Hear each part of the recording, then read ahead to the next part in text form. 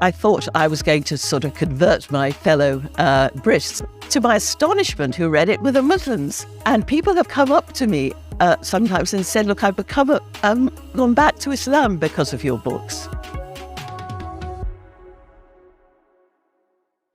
Taking centre stage today is Karen Armstrong.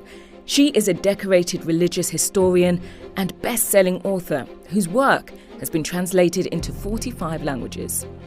Armstrong, a former Catholic nun, has been described as one of the most intelligent contemporary defenders of religion. And on today's episode, Karen talks about her relationship with Islam. How and why Islam is so misunderstood in the West. Now, I know this is going to be a particular sweet spot for you, but I do believe that in order to understand where we are and how we got here, we have to look back. We have to look at history. Before we get into the history, I want to start with this particular question. As a non-Muslim, myself, what would you say the three most important things are about Islam I should know? Three important things about Islam. One, I think the importance of ritual as well as just doctrines. I was brought up very much in Catholicism, and there was a lot of very abstruse doctrines that we had to agree with. That's not so prevalent in Islam. But people learn, I think, not about religion, not just by learning facts or reading scriptures, but ritual and behavior changes your mind. And I think one of the first things the Prophet did, peace be upon him, was advise his people who came to see him to pray, to prostrate themselves 5 times a day. And this was very, very uncongenial to the Arabs, who were at this point very pleased with themselves because they were doing frightfully well in Mecca economically, and that they were strong fighters and had strong opinions, but they were being asked to grovel on the ground like a slave. And we learn a great deal of our actual knowledge comes from behavior, from the way we behave, the way we act, and from our bodies. And the actual prostrations was one of the first things that the Quraysh, the aristocrats of Mecca, were astonished at, that really important people were ready to put their face onto the earth and recognize the emptiness and littleness of themselves. And I think that is one of the great things about Islam, the constant kenosis, they call it in Greek, which means emptying, an emptying of self.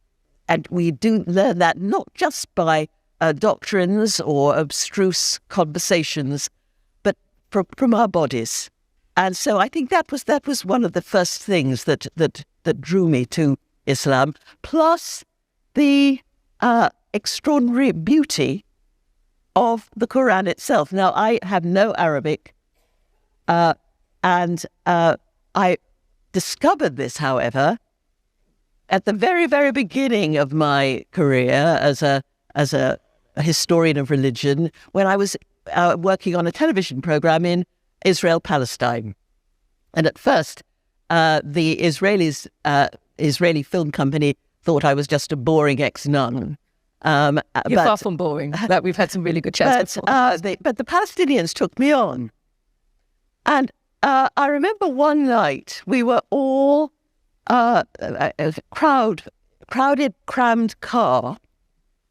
And these were not devout Muslims. Some of them were drinking beer. And so it was all very rowdy, and the radio was on. And then the Quran came on the radio. And instantly, these young men fell silent And they were very anxious that I should understand how beautiful this was. They could say, "Oh, Karen, I wish you could hear this." And they said, "It means this and this." And they said, "Yes, but it also means that." And that was the beginning, I think, of my interest in Islam. And what's the third thing that we should know about Islam? Well, another thing was because, you see, when I left, I used to be a nun, and I left my convent, and I thought I'd never wanted anything to do with religion ever again. I'd had it, How as did it that were. turn out for you? But it was by encountering other religious traditions that I began to see what my own Catholic tradition had been trying to do at its best. And I remember once coming across a quotation from Ibn al-Arabi. And I was absolutely struck by this, and I copied it out on a little card and pinned it on my board, on the bulletin board beside my desk. And he says, it's this, he says, "Do not praise your own faith so exclusively that you disbelieve all the rest. If you do this, you will miss much good. Nay, you'll fail to recognize the real truth of the matter. God, the omnipotent and omniscient, cannot be confined to any one creed. For he says in the Quran, 'Wheresoever ye turn, there is the face of Allah.' Everybody praises what he knows. His God is his own creature, and in praising it, he praises himself. Consequently, he blames the beliefs of others, which he would not do if he were just, but his dislike is based on ignorance." Now, in the West, I think people would assume that Islamophobia came or was born from 9/11, but in fact, it actually goes a lot way back. And I think he said in an interview that the West have a difficult time looking at Islam and the Prophet from an objective angle. So can you expand on that? Yes, well, I think we've got to remember that the West is a very much newcomer onto the stage of civilization. Western Europe, after the collapse of the Roman Empire, was for centuries a desolate place. The one thing they had was the church that pulled them together. And then of course, they encountered Islam, which was a great world religion, a massive empire. It was a vast success story. And I think that created a sort of sense of opposition. And I think that sense of littleness, humiliation, started the West off on a bad track to Islam. And so there's a certain resentment and a certain hoping, liking to find something wrong with it. People love doing that.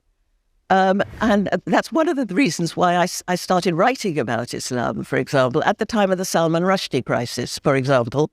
And what was the reception that you received after writing your first book? Well, I thought I was going to sort of convert my fellow Brits to have a more nuanced view of Islam, but not a bit of it. The people, to my astonishment, who read it were the Muslims, the Muslim communities in the UK. And people have come up to me sometimes and said, "Look, I've become gone back to Islam because of your books." Because, of course, many people have become westernized. So they found their roots through you. Yes. And so my sort of Western style approach is, well, it has to be Western because that's what I am. That gave them an entree, I think, into going back to Islam. And then I got very, very angry too about the way Islam was being pilloried, for example. I think it's fascinating how you've given your life's work towards all of these other religions. But do you realize the impact you make within the Muslim community. Do you realize how many lives you touch, especially when it comes to Muslim women as well? It has been a very, very great astonishment to me, because I'd never expected that. I thought Muslims knew all this stuff and wouldn't want to hear anything from me.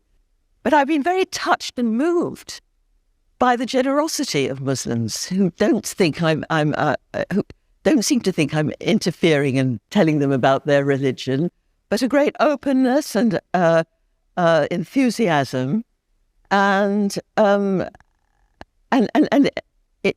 that opens your heart in a sense. It makes you think.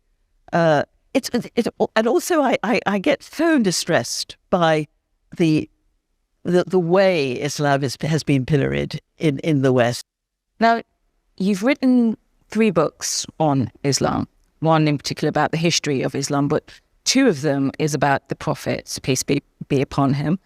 Can you tell me, like, again, as a non-Muslim, can you tell me more about him and what he stood for? What was he about? He was the most extraordinary human being.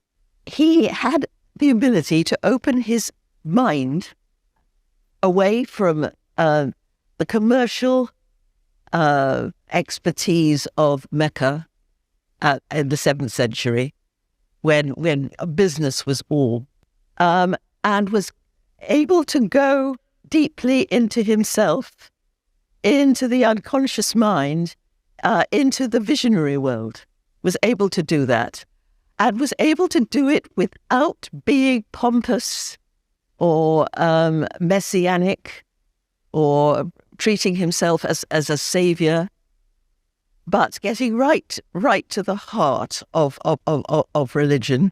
And he could look at the troubles of his time, and Mecca was it seemed to be going marvelously well because of its wonderful new economy. But Muhammad could see the fault in that, which meant pride and what we've got in the West today, delighted ourselves and a wrong sense of values. But the way he was ready to open himself to that, and the devastation of those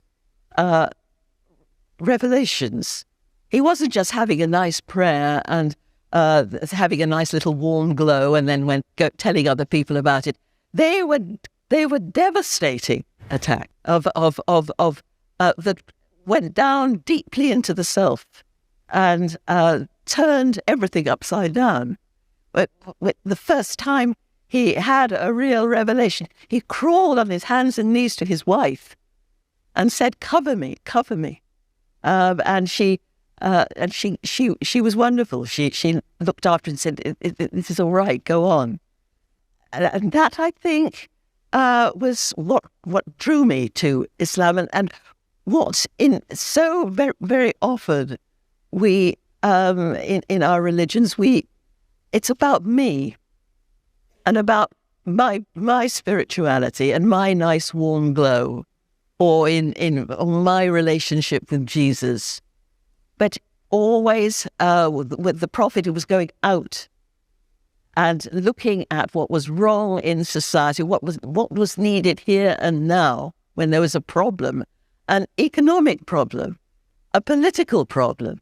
Instead of just saying, we'll discuss this economy now, you prayed and you opened yourself up to that, in that kenosis, that emptying, as the Greeks call it, of the self, prostrating yourself and letting the divine in. I can't thank you enough for you being here. I don't think you really realise how many lives and people you touch. Thank you so much for all of your work, and I hope everybody's enjoyed the session today. Thank you so much.